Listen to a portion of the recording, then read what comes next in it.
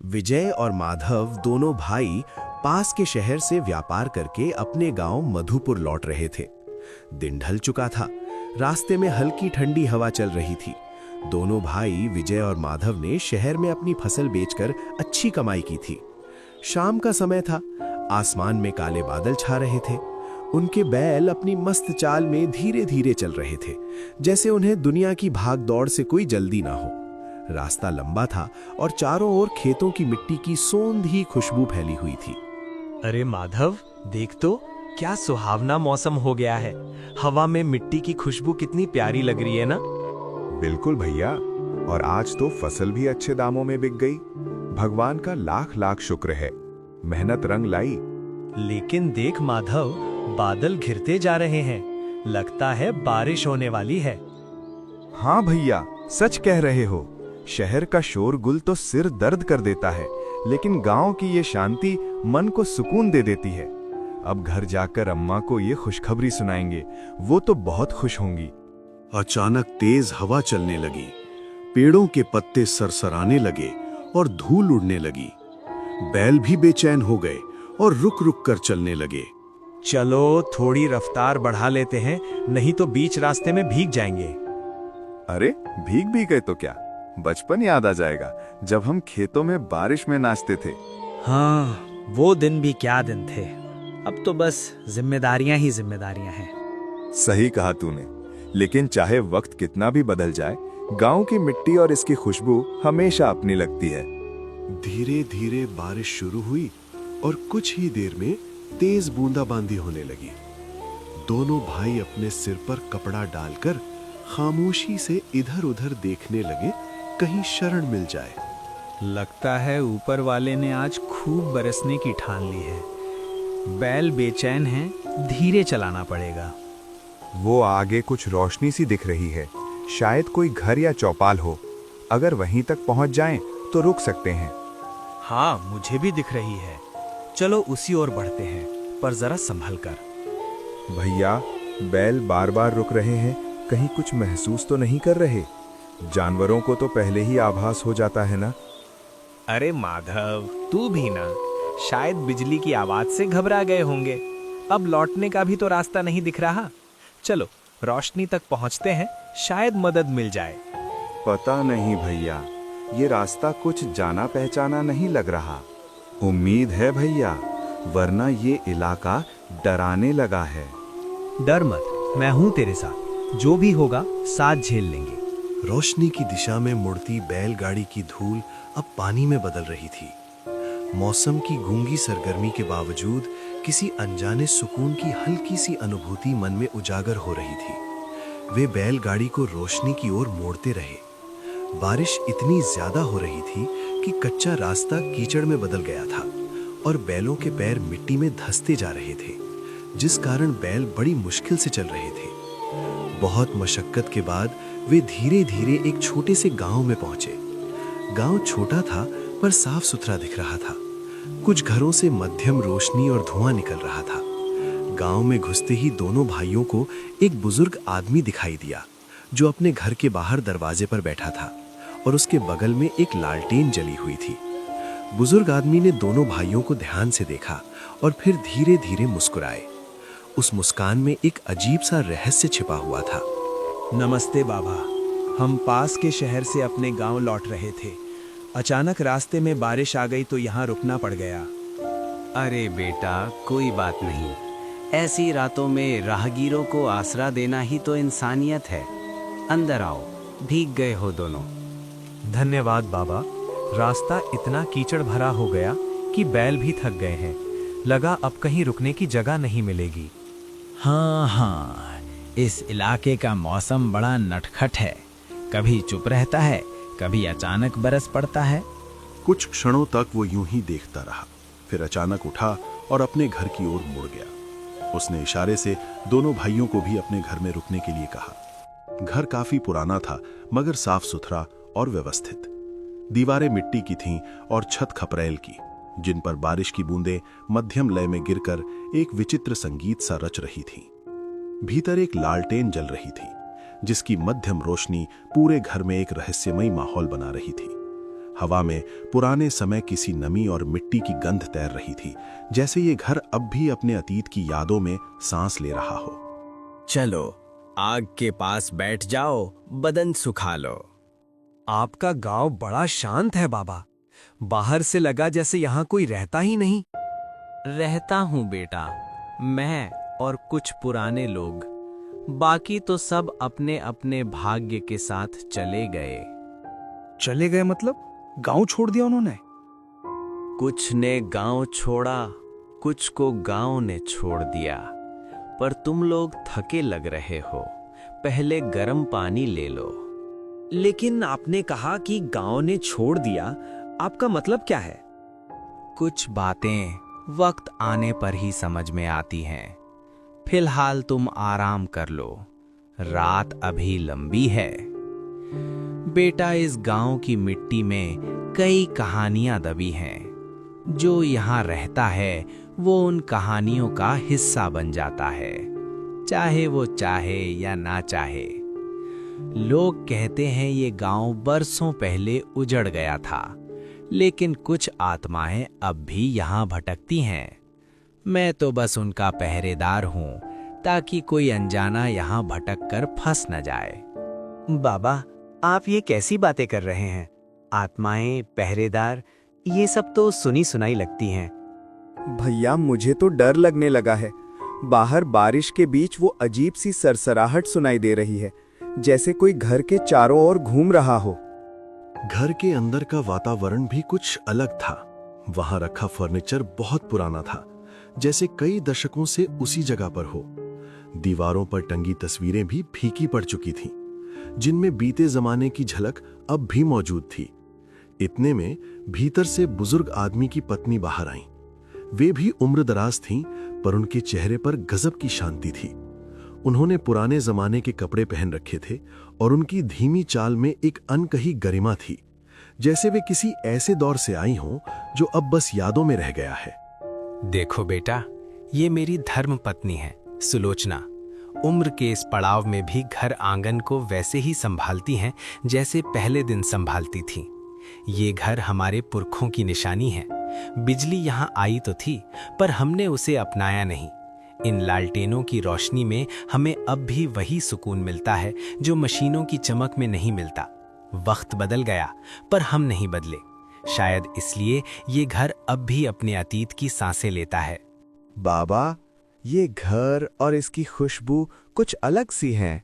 लगता है जैसे समय यहाँ थम गया हो।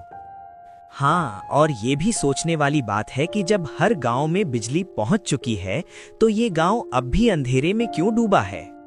उजाले से ज्यादा भरोसा हमें इस मध्यम रोशनी पर है बेटा, क्योंकि ये ना तो आंखों को चकाचौंध करती है, ना दिल को बेचैन।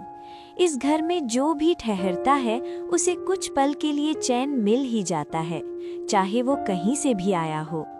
बरसों से यहाँ कोई मेहमान नहीं आया था।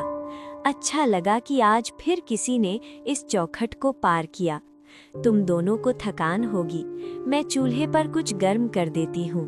इतना कहकर बुजुर्ग महिला रसोई की ओर चली गई। उनके जाते ही बुजुर्ग आदमी ने दोनों भाइयों को बैठने का इशारा किया। तीनों मिट्टी के फर्श पर बिछी पुरानी दरी पर बैठ गए और आपस में बातचीत करने लगे। तो बेटा, रास्ते में कोई और यात्री नहीं मिला क्या? इस मौसम में लोग आमतौर पर यहाँ से गुजरने की हिम्मत नहीं करते।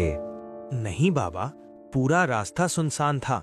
बस कहीं कहीं सूखी पत्तियों की सरसराहट सुनाई दे रही थी। लगा जैसे कोई हमें देख रहा हो, पर दिखा कोई नहीं। ये जंगल ऐसा ही है बेटा। यहाँ की हवा भी अपनी बातें कहती है। कभी लगता है कोई पीछे चल रहा है, कभी कोई नाम पुकारता है। मगर डरने की बात नहीं, अब तो हमारे गांव में हो, यहाँ सब सुरक्षित है। सच में बहुत सुकून देने वाला माहौल है यहाँ। मगर अजीब बात यह है कि रास्ते में हमें गांव कहीं दिखा ही नहीं। अचानक ये जगह सामने आ गई, जैसे किसी पर्दे की पीछे से उभर आई हो। लगता है जैसे इस गांव की हवा में कोई अलग ही बात है। एक अजीब सी शांति है जो डर और सुकून दोनों देती है। कभी कभी कुछ जगह खुद नहीं दिखती बेटा, बल्कि कुछ लोग ही उन्हें देख पाते हैं। शायद आज रात तुम्हारा भाग्य यहाँ ले आया। क्या मतलब बाबा? क्या ये गांव बाकी गांवों से अलग है? हर गांव की अपनी कहानी होती है बेटा, हमारी भी है, लेकिन वो कल बताऊंगा। रात बहुत हो गई है, पहले खाना खा लो और आराम कर लो। थकान उतर जाए फिर सब समझा दूंगा। बातचीत का सिलसिला कुछ देर चला ही था कि रसोई से बर्तनों की हल्की आवाजें आने लगीं और थोड़ी देर बाद बुजुर्ग महिला खाना लेकर आ गई। थालियों में रखा खाना देखने में साधारण था, पर उसमें एक अजीब सा स्वाद था, जैसे उसमें पुराने जमाने के मसाले हों या कुछ ऐसा जो अब के समय में इस्तेमाल नहीं होता। स्वाद मन को छू रहा था, पर साथ ही एक हल्की सी बेचैनी भी जगा रहा था। क्या लगता है ये सच में साधारण खाना है? खाने में जो स्वाद है वो पुराने जमाने का है। इसे खाते हुए सिर्फ पेट नहीं, यादें भी तृप्त होती हैं। भोजन के बाद रात गहराने लगी। बाहर बारिश थम चुकी थी, पर खपरेल से टपकती बूंदों की लय अब भी सन्नाटे में गूंज रही थी। तभी बुजुर्ग आदमी उठा, एक पुरानी लालटेन हाथ में ली और बोला कि अब वे विश्राम कर लें। वह उन्हें लेकर घर के पीछे की ओर गया, जहां एक छोटा सा कमरा था, पुराना लेकिन साफ सुथरा। उसने मुस्कुराते हुए कहा कि आज की रात वे यहीं ठहर जाएं। बेटों, अब विश्राम का समय है। मैं तुम्हें एक कमरा दिखाता हूँ। आज रात यहीं रहो, सुरक्षित रहोगे। ठीक है बाबा, लेकिन ये कमरा इतना पुराना है, फिर भी साफ सुथरा दिख रहा है। कमरा छोटा है पर अजीब सा सुकून है। कमरे में दोनों भाई आकर लेट गए। कमरा छोटा था पर साफ सुथरा। हवा में एक अजीब सी खुशबू थी, जैसे धूप या अगरबत्ती की हल्की महक फैली हो। कमरा छोटा है पर अजीब सा सुकून है। यहाँ की हवा में भी कुछ अलग महक है। हाँ भैया, और बाहर बारिश तो थम गई, पर खपरेल से टपकती बूंदों की आवाज कुछ अजीब लग रही है, जैसे कोई हमें देख रहा हो।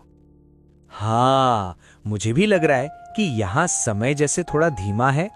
हाँ भैया, जैसे धूप और अगरबत्ती की मिलीजुली खुशबू फैली हो, कुछ अजीब सा पर शांत। हाँ, और ये महक कुछ पुराना याद दिला रही है, जैसे किसी ने इसे बरसों से यहाँ छोड़ा हो। रात के करीब 1 बजे माधव को तेज प्यास लगी। पास रखा पानी खत्म हो चुका था, इसलिए वो चुपचाप बाहर निकला ताकि किसी को परेशानी ना हो। पानी खत्म हो गया, जल्दी से ले आऊं ताकि भैया परेशान न हो। आंगन में पूर्णमासी की चांदनी फैली हुई थी और चारों ओर अंधेरा शांतिपूर्ण दिख रहा था। आंगन के बीचों बीच एक छोटा सा पुराना कुआं था, जिसके चारों ओर पत्थर लगे थे।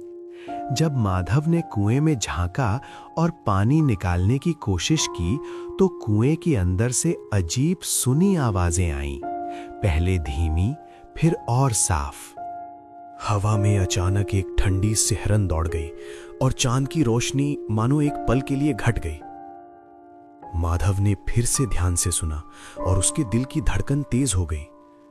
कुएं के अंधेरे में कुछ भी दिखाई नहीं दे रहा था, फिर भी वहां किसी अविचलित मौन का एहसास था, जैसे कोई मौजूद हो और परछाई की तरह दम ले रहा हो। तभी बिल्कुल उसके ठीक पीछे से धीमे से कोई आवाज गूंजी।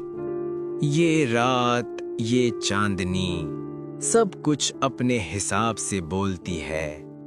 माधव ने डरकर धीरे धीरे मुड़कर पीछे देखा तो बुजुर्ग आदमी वहां खड़ा था। चांदनी की रोशनी में उसका चेहरा बिल्कुल सफेद दिख रहा था और उसकी आंखें अजीब तरीके से चमक रही थीं। अजीब है, कुएं से कुछ आवाजें आ रही हैं, पहले तो हल्की, फिर धीरे धीरे साफ। ये क्या है? यहाँ जो दिखाई देता है वो हमेशा सच नहीं होता, लेकिन तुम डर मत, बस ध्यान से देखो और सुनो। माधव के रोम रोम में सिहरन दौड़ गई। बुजुर्ग आदमी की आंखों में एक रहस्यमयी चमक थी और उसकी बातें सुनकर ऐसा लग रहा था जैसे वो कुछ और ही कह रहा हो।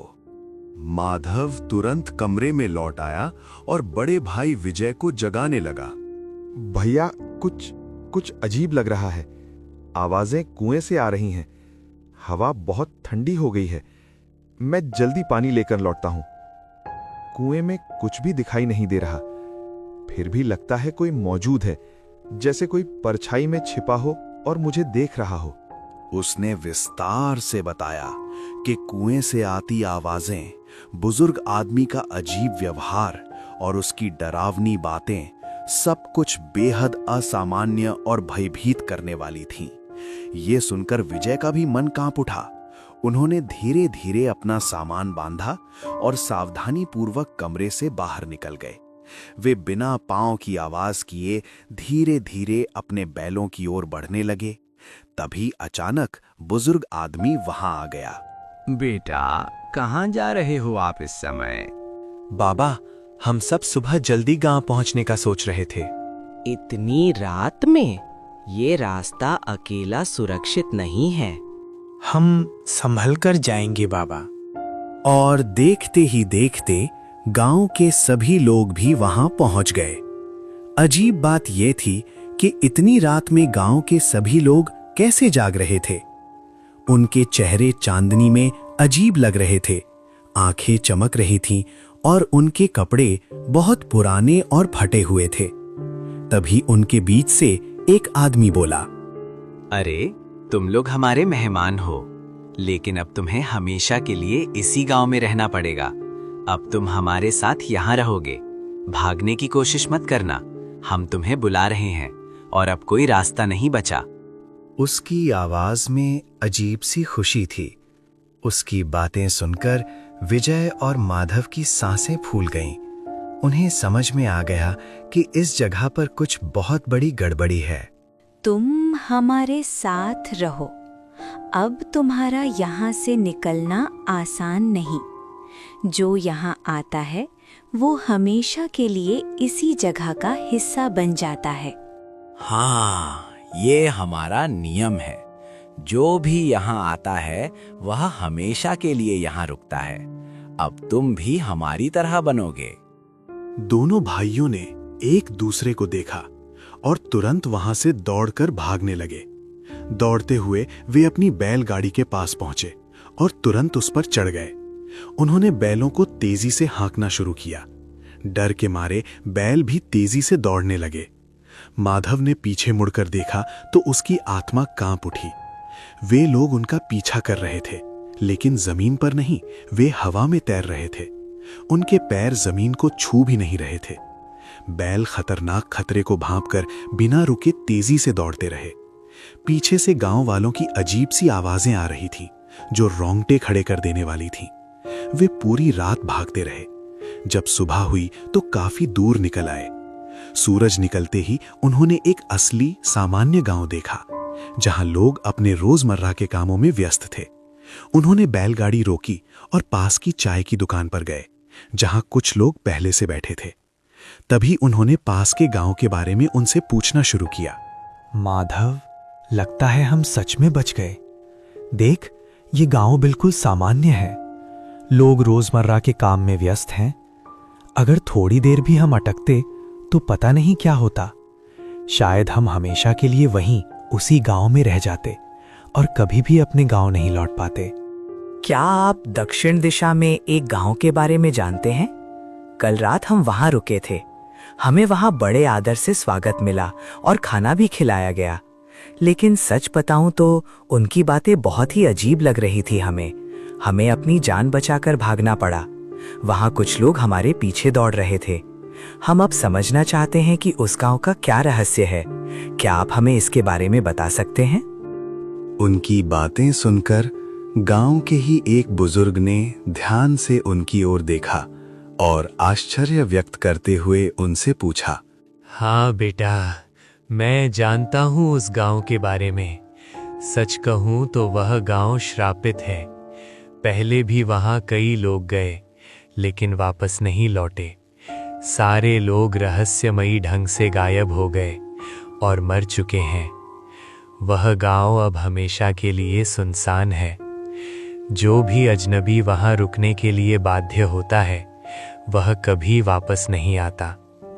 रात्रि में वहां रुकने वाला व्यक्ति हमेशा के लिए उस गांव में फंस जाता है और गायब हो जाता है।